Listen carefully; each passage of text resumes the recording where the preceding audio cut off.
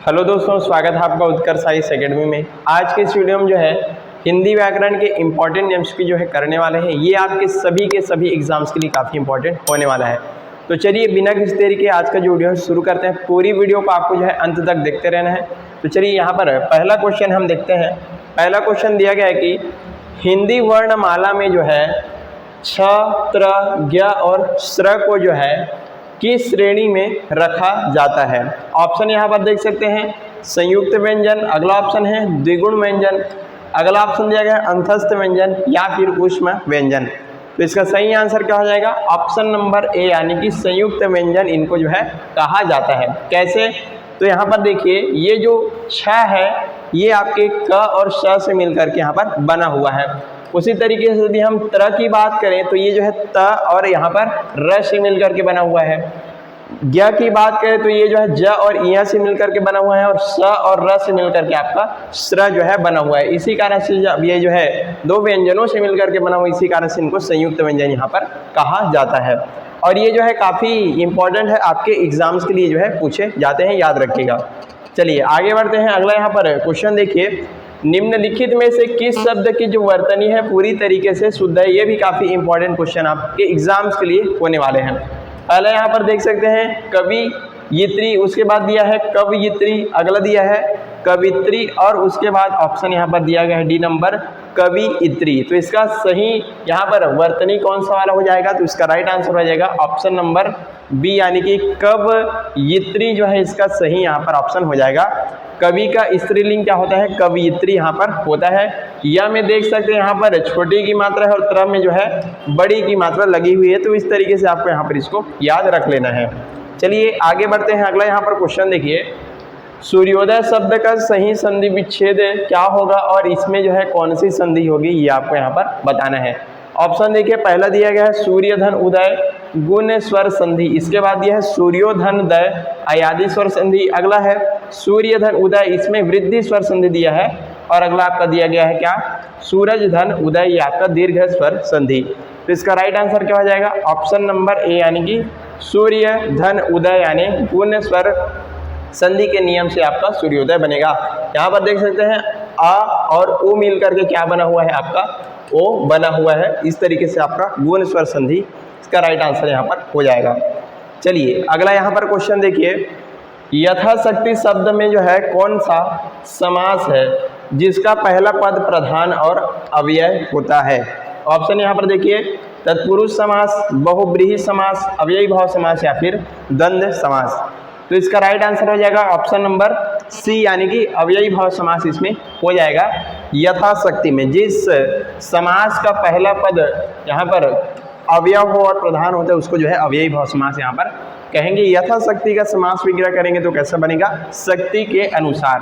तो इसका right answer हो जाएगा अव्ययी भाव समास। चलिए अगला यहाँ पर क्वेश्चन देखिए, समास से ही है लंबोदर यानी कि लंबा है उदर जिसका अर्थात श्री गणेश जी, इसमें जो है कौन सा समास है लंबोदर में आपको पूछा जा रहा है। ऑप्शन देख सकते हैं, द्विगु समास, कर्मधारय समास, बहुब्रीहि समास या फिर तत्पुरुष समास। तो इसका राइट आंसर हो जाएगा ऑप्शन नंबर सी यानी कि इसमें आपका बहुब्रीहि समास होता है। कैसे? तो जिस समास का कोई भी पद जो है प्रधान नहीं होता बल्कि किसी तीसरे की ओर यहाँ पर संकेत किया जाता है उसको क्या बोलते हैं? बहुब्रीहि समास कहते हैं। यहाँ पर देखिए लंबोदर, लंबा है उदर, उदर मतलब पेट जिनका, मतलब भगवान गणेश जी की तरफ यहाँ पर संकेत किया जा रहा है, इसी कारण से यहाँ पर बहुब्रीहि समास आपका हो जाएगा।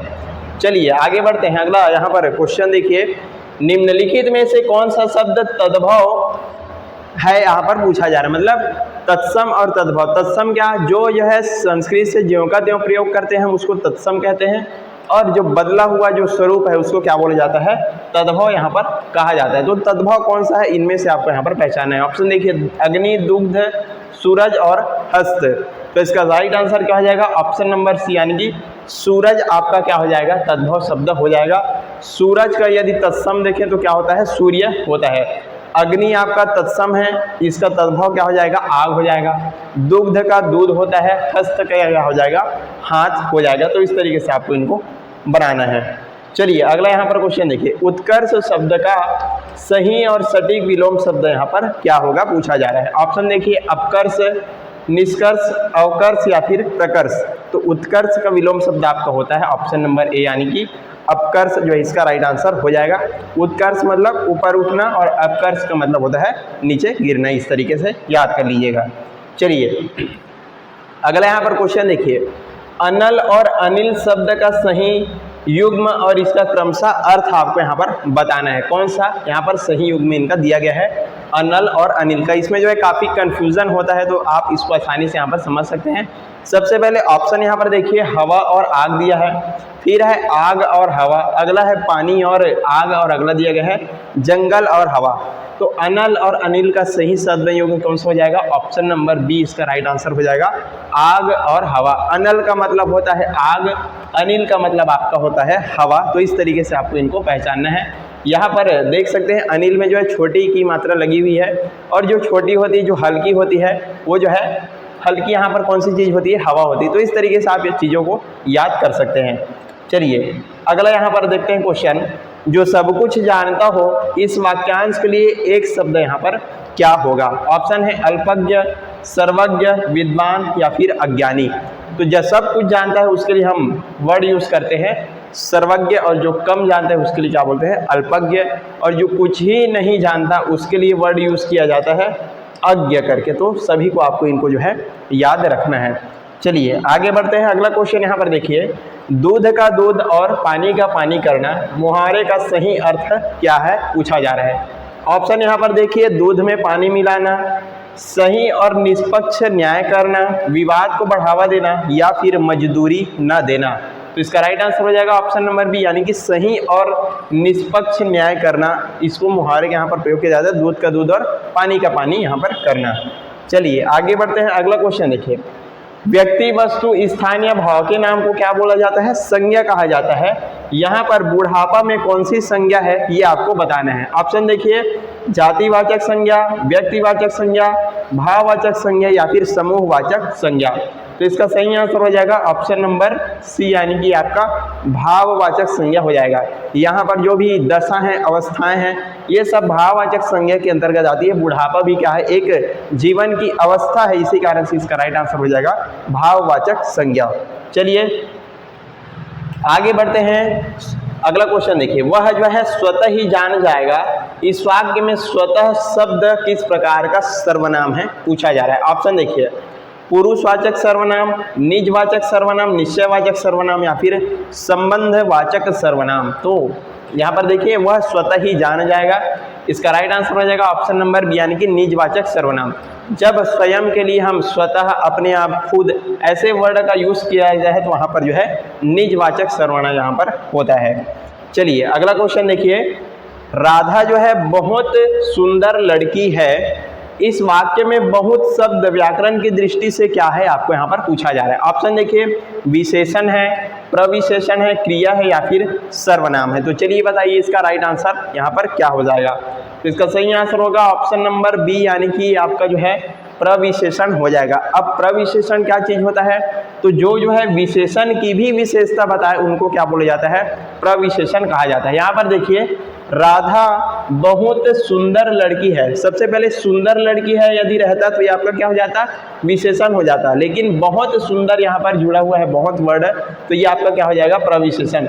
विशेषण के भी जो है विशेषता यहाँ पर बता रहे हैं। चलिए अगला यहाँ पर क्वेश्चन देखते हैं, अकर्मक क्रिया का चयन कीजिए जिसमें कर्म की आवश्यकता नहीं होती। इसमें से कौन सी अकर्मक क्रिया का यहाँ पर उदाहरण है, आपको बताना है। ऑप्शन देखिए, वह आम खाता है, बच्चा रोता है, श्याम पत्र लिखता है या फिर माताजी खाना बनाती है। तो इसका राइट आंसर क्या हो जाएगा, ऑप्शन नंबर बी यानी कि बच्चा रोता है, ये आपका अकर्मक क्रिया का यहाँ पर उदाहरण है। इसमें जो है कर्म की आवश्यकता नहीं पड़ती, किसमें, अकर्मक क्रिया में, लेकिन सकर्मक क्रिया में यहाँ पर कर्म की आवश्यकता पड़ती है। अकर्मक क्रिया में पूरा का पूरा जो प्रभाव है किसके ऊपर पड़ता है, कर्ता के ऊपर यहाँ पर पड़ता है। तो बच्चा रो रहा है, पूरा प्रभाव जो है बच्चे के ऊपर यहाँ पर पड़ेगा। लेकिन यहाँ पर देख सकते हैं बाकियों में आम, पत्र लिखना, खाना बनाना, ये सारे यहाँ पर कर्म उपस्थित हैं। अगला यहाँ पर क्वेश्चन देखते हैं, पेड़ से पत्ता गिरा, इस वाक्य में से विभक्ति चिन्ह मतलब किस विभक्ति चिन्ह कारक यहाँ पर दर्शाता है। ऑप्शन है करण कारक, अपादान कारक, संप्रदान कारक या फिर कर्म कारक। तो इसका राइट आंसर हो जाएगा ऑप्शन नंबर बी, यानी कि अपादान कारक। अपादान कारक मतलब यहाँ पर किसी व्यक्ति या वस्तु का किसी दूसरे व्यक्ति या वस्तु से अलग होने का भाव होता है, वहां पर आपका अपादान कारक होता है। इसका चिन्ह होता है से अलग होना। तो यहाँ पर देखिए जो पत्ता है पेड़ से गिर यहाँ पर अलग हो रहा है, तो इसी कारण से आपका हो जाएगा अपादान कारक। और यहीं पर आज का हमारा जो वीडियो है समाप्त होता है। हमने काफ़ी इंपॉर्टेंट एमसीक्यूज आपके एग्जाम्स के लिए बता दिए। आई होप आपको सारी चीज़ें अच्छे से समझ में आ चुकी होगी।